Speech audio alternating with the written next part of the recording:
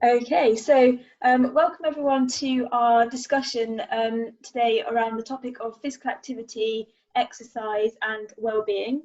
So my name's Nicola. I work at Dorset Mind as the mental health physical activity project coordinator, and also work as a volunteer coordinator at Dorset Mind as well.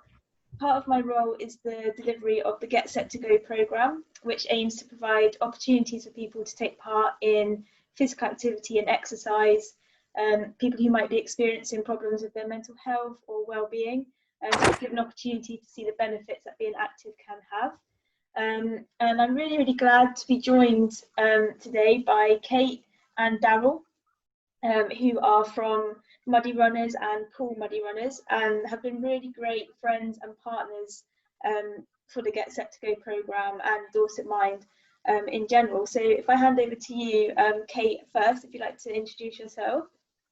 Thank you, Nicola. Yeah, so I'm a running coach with Muddy Runners. We're primarily based in Hampshire, and I have a really keen interest in how we can use physical activity to benefit our mental health. And as a result, I became a mental health champion along with Darryl, which is a role with England Athletics. And the aim is there that we can kind of be an approachable club, and we can signpost people who may be experiencing mental health difficulties or challenges. So running coach and a mental health champion. We also do work in primary schools and secondary schools, especially around mental health and movement, and mindful running as well. Great, thanks, Kate. Over to you, Darryl. There's not much left for me to say now, Kate. Well, my role within a running club is a leader in running fitness and a mental health champion for Muddy Runners Pool. There aren't really very many of us, and we're due to or keen to get something started, and been working with Mind to do that. But obviously lockdown hit, so it proved a little challenging for us to do. Yeah, lots of work within running and mental health, trying to get into schools locally to work on a run and revise program as well. But again, lockdown hit us hard there. Both Kate and I also work for another charity called Stormbreak with mental health and movement. So lots of experience and lots of enthusiasm for the topic. Brilliant, thank you so much. And yeah, really, really great to have you on board and to sort of join with this discussion today.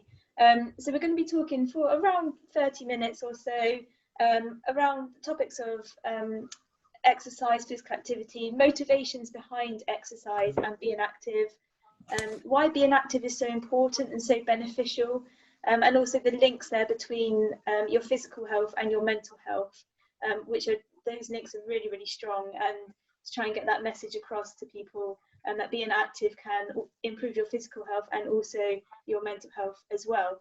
So we're just going to go over a few questions and just have a bit of an open discussion. So firstly, I want to open it up to you both, really, Darryl and Kate.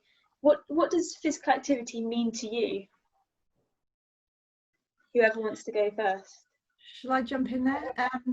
So for me personally, it's about keeping and maintaining a healthy lifestyle. I think that's something that I was always encouraged to do. I was lucky enough to be encouraged to do that by my parents. But yeah, and it's also that opportunity to keep myself mentally balanced as well. So it's about keeping that balance of physical health and mental health. And there are times, obviously, when I don't have time to do it, and you know, I'm a mum of 3 and I work as well, and often I think physical activity takes a bit of a backseat, but then I really try hard to remember how important it is and how I need to do it for my own sake, for my mental and physical health, and so I really try and make time for it now. I'll jump in there. So, well, what does it mean to me? I've always been physically active since I was a child, but I don't ever think when I was a child I ever thought about why I was doing it. I just really enjoyed it. I'd take part in pretty much any sport, probably apart from running, actually, which I didn't particularly enjoy. But yeah, any team sport I would take part when I was a child. I'd do anything. If there was a team going, my name would be on the list. it wasn't until I was an adult where I realized actually where those opportunities weren't there so freely as they are maybe in school and when you're younger, that I needed something to do both for my physical health, especially after I hit 40, and my mental health as well. Just, yeah, not only do I enjoy it, but I now realize that I need it. Yeah, no, great. Thank you. Yeah, and I guess for me, it's being physically active has kind of always been part of my life as well, and it gives me that headspace and that sort of time out from everything else that's going on in the world, just to have that time there for yourself, or if I'm with friends or anybody being active together, just to have that time there to focus on something different and something positive. Yeah, that's brilliant. So I know you guys are now both connected quite heavily with running, and I know Darryl, quite interestingly, you said that running in the first instance wasn't something that you were particularly interested in or enjoyed. So how did running sort of become part of your life and part of your active life, if you like? I'll start there, and we'll get back to you, Kate, because it will link back into you, I think. So, well, no, when I was younger, 100 meters was about it. I could run 100 meters reasonably quickly. 200 meters was a little too far. Cross country was something that I could do okay, but I didn't think I particularly enjoyed it. And then I dabbled with running a little bit throughout my sort of 20s and stuff like that, just as something to try, but still didn't really enjoy it. And then I started running a little, mainly started running a little when I had my first child, just as a way of getting out and doing some exercise when time was maybe very limited. So I could just step out the door and go out running for 25 minutes, 30 minutes without having to give it much thought beforehand as to what time I was going to go. I could do it on my own. It didn't really cost me much money. And then things got a bit more serious when Kate offered me up an opportunity to go and do something as part of something, which I'm sure she'll talk about in a minute. And yeah, I haven't really looked back from then. And then I started spending a little bit of money on trains and entering runs and things like that. But I've kind of tailed off a little bit of that now. Calm down. So I had the kind of the opposite, in that I was really involved in running from a really early age. My dad ran at quite a high level, so it was all we knew in our family was running events every weekend. We'd go out and watch him from when I was a baby. But then, so I was a member of the local athletic club, but then I did that classic teenage girl thing, or teenage thing, I think, but particularly girls, where I got to a certain age and thought, I don't want to do this anymore. Partly peer pressure, partly probably exam pressure. It didn't seem cool when none of my friends were doing it, and I stopped running, which is a real shame. One of my big regrets. But anyway, I then picked it up again when I was a student, because I was at university. I couldn't afford to go to aerobics classes or join the gym or anything like that. So I started running because, as Darryl says, I could step out of my halls of residence front door, and it didn't cost me anything at all. So, and I could do it whenever I wanted and wherever I wanted. So I ran a little bit through university just to try and keep my fitness up. And then it wasn't until 2012 that my sister and I, who didn't really run at all, decided we wanted to do something to mark the 10 years after our mum had died, and we thought we'd do a big fundraiser. So decided to run 10 Race for Life events across the course of the summer, and they're 5k events, and we did 10 kind of almost back to back, but then persuaded and cajoled and bullied all of our friends and family to try and do it with us, and Darryl was one of those victims, I think. Well, that's okay. Race for Life was only for girls, wasn't it? In those days. That's true. Yeah. So we couldn't do it, but you did an event at the end just to sort of like. Yes. Our final one, our big celebration, and Darryl was certainly a big part of that. But Darryl, your wife ran with me, I think. And she's not a runner. She ran, I think, 2 or 3 of your Race for Lives. Yeah. Yeah. Amazing. So it was that big charity event that we kind of, my sister and I just looked around and thought, we've managed to cajole a load of our family to come and do this with us, and the social side of it was just immense. It was incredible. It was really humbling, really emotional, but that a large group of those people who were running with us actually afterwards said, well, we don't mind this running lark, should we go out running again? And then we entered another event. We entered the Hell Runner and then the Tough Mudder and various other events like that, but that kind of group that social camaraderie, that kind of community feel that had accidentally been created, is what then led to the creation of our running group, the Muddy Runners. Amazing. Yeah, and that's great. And actually, I think the social aspect of being active as well, and even if you're doing a solo sport or a solo exercise, there's still that community that that there's a load of other people who are doing the same thing, and you'll pass runners on the track with you, or you'll pass runners in the street, and you'll do the little wave and the nod, and it is part of that whole community and that social aspect. But yeah, no, great to be involved, and sort of stemming from a charity event and from all that involvement to then create what you've created now is just fantastic, and sort of helping as many people that you do within your clubs as well. It's really, really great. Amazing. That kind of leads on to my next sort of question, really. So why is running your chosen activity? What is it about running that you like and that makes you kind of stick with it, I guess? Do you know what? I'm not sure. It took me a year, when I talked about earlier about starting running, because it was the only thing really I could afford and it was the easiest thing to do. That's what got me started in it.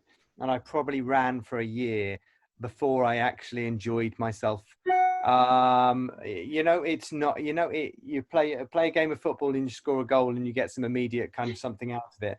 Running's often the case, or I certainly found it in the early days when there wasn't a lot of pleasure in it. And apart from finishing something and going, oh, I'm really pleased that I did that. That felt really nice that I've done it, but I didn't enjoy any moment during it. However, nowadays I get a lot out of it. I get a lot out of running on my own, which I still find difficult and challenging, but I can choose to run slowly, far. I can choose to run in a different way. I spend most of my time enjoying running with other people, and pace really isn't relevant to me. I don't really care how fast or slow we run. Despite people I run with going, oh, I'm so sorry, I'm slowing you down, or this, that, and the other, it makes no difference to me at all. Just enjoy running and being outside with other people. And like you said earlier about it being, even though being a solo sport, there is a camaraderie about it. And it's not something I thought I'd get from running, but actually I love running and talking at the same time, which again is something I never thought I'd be able to actually run and talk at the same time. but I do, and it's an opportunity for so many things that I get from it. So that's why I stick with running. And again, it's still cheap, free, easy, all those things before.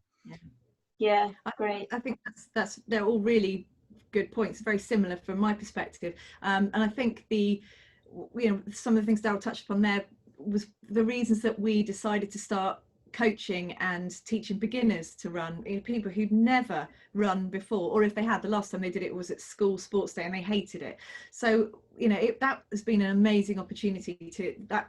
In terms of a reward, what we've got back from that has just been incredible. Watching people who have never run before suddenly be able to run, whether it's 3K or 5K or even more, or whether it's just the fact that they could run full stop, whereas before they couldn't, and they're actually starting to get some enjoyment out of it. It's been amazing. Yeah, I bet. And yeah, I think even for me, I mean, I run a bit. I don't run as much as I used to, but I do run a bit. And for me, I'm not kind of interested in my pace or my distance, or I ran that mile in this time, but last week I did it, and those kind of things don't sort of interest me. That they did previously when I was doing events and things, but then I kind of thought, I just want to run because I like running, and for the enjoyment and for what I get out of it and the feeling that I get afterwards as well. Those things for me. I think there's a place for all of it, isn't there? I think you've got people who want to train for a particular thing. They want to run at a certain pace, a certain distance, for a certain time, and that's fine. But I think it's also really important that people know that it is okay just to run for pure enjoyment's sake, like Nicola, that just because you enjoy it, and it doesn't matter how long it takes, like Darryl said, or what pace you're going at, just because you enjoy it, and that's fine. Absolutely, yeah, definitely. So kind of moving on to talking a bit about motivation, and sometimes finding the motivation to actually get your trainers on and head out the door can be the hardest part. And we know kind of once you're out and once you're doing it, then it's great and you're enjoying it. and then you come back and you get that feeling afterwards. But sometimes the hardest part is getting that motivation to go out. So I mean, what keeps you motivated, and what is your main motivation to keep going and keep yourself active? Sometimes I'm not, Nicola. I'll be completely honest with you. Sometimes I'm not motivated. Sometimes it's really hard. Whether, you know, like Kate, I think Kate touched on the point at the beginning that life takes over and there's so many other things to squeeze in. Trying to squeeze in a run, however short it may be, is tricky sometimes. And sometimes, you know, I'd rather stay in bed in the morning than get up and go for a run if you've got to squeeze in a run before you go to work or whatever it may be. But it's just clinging on to that idea about how it makes you feel when you're done and how good you feel. Kate and I had a meeting at 8 o'clock this morning, you know, and I could have stayed in bed and got out of bed at 7:40, but I decided to go for a run beforehand, and I felt good all day because of that. Otherwise, I'd have been inside all day. So, you know, you're not always going to find the motivation to run, but I think if you can cling on to that feeling of how it feels afterwards and how your day then goes, I think you know, you can. Definitely. I think my motivation, I think, comes from running with other people. I think, as Darryl says, if it's really hard sometimes to be motivated, but if you arrange to meet somebody and you know they're going to be going and they're going to be waiting for you, that is, for me, that's the biggest motivation. And well, I can't let them down. I've said I'll meet them at 4 o'clock, so I suppose I better go, and I drag myself out there and meet them. And I'm so pleased I've done it. So that, for me, if I can find someone to run with, and lucky enough to be in a running group, it's quite hard. But yeah, that's the biggest motivation for me. Yeah, amazing. So I can eat cake, Nicola, as well. That's a good. So you can, and then after I hit 40, it's harder and harder to keep stave off a belly and still eat what you like. But if I can run a lot, then I can eat some. So all a balancing act, isn't it? It's all a balancing act. Yeah, I mean, and I guess that sort of that feeling you get after it, and that sort of sense of achievement and that accomplishment, and you know, if you've run for 10 minutes, that's 10 minutes more than you would have done if you just kind of sat on the sofa, and that's great. And I guess that kind of leads on to the next thing I want to ask. So what do you sort of get from running? What does running kind of give to you, sort of as an activity that you choose to do, and that you're really actively involved in? What kind of comeback do you get from it? How does it make you feel? And you know, what else springs from it once you've done it? Can I go on here about my about the hormones, because this is one of my favorite topics. For me, when obviously it benefits my physical health. I think we all know that now, you know, that's fairly obvious. But in terms of mental health, the benefits that are now being proven are things like the dopamine release, which is what you're talking about, that reward feeling when you come back from your run and you feel, yes, I did it. That's the dopamine hormone. And then you've got oxytocin when you're running with other people, the trust hormone and the love hormone, so you get that released as well. You've got serotonin, which is another hormone that gets released when you're out in sunlight as well, and endorphins, which is probably the one most people have heard of. They're all these feel-good hormones, and this chemical thing that happens in your body, which is so powerful, and the reason why when you come back from a run you often experience that runner's high, that feel-good factor. So for me, that's what I get from it, and I feel so much better when I've been out for a run. Doesn't matter how fast I go or how far I go, and these days it's not very fast and it's not very far, but the fact that I've done it, I will come back buzzing, and I don't ever regret going out for a run. Some of them are easier than others, some of them are hard, you know, but I don't ever regret it. Yeah, I think I'd agree with that one. I think that part of the challenge is it's hard to explain to somebody else, because when you feel tired, the idea, if you know, often if I feel a bit sluggish or tired, the idea of going out for a run seems like the most ridiculous thing in the world to do. But the fact that you do go and do it and then come back and feel more energized than you did beforehand just doesn't seem to fit. But it, you know, it works for all those reasons Kate just mentioned. I get so much from running, Nicola. I get so much from running, whether it be having an opportunity to be outside in the fresh air. Lucky enough to live in Poole, so you know, get to visit beaches, you know, 2 or 3 times a week if I go running that way. The community from it, the friendships I've got from running, just space, time to think, time to talk if I go with other people, and that kind of non-threatening talking where you're running next to one another and you don't have that eye-to-eye contact thing going on. So you just talk about things that maybe you wouldn't normally. Opportunities when I go on my own to think and make decisions, or think things over and come back, with a freer mind, where things aren't going over and over in my mind. I wouldn't be without running nowadays. And that's great. And to get all those feelings and all those kind of emotions you feel after it, and all the other things that you mentioned, Darryl, that running can give to you, if you could kind of bottle that and package that up, and I think those are what you just really want, and you want to thrive on those.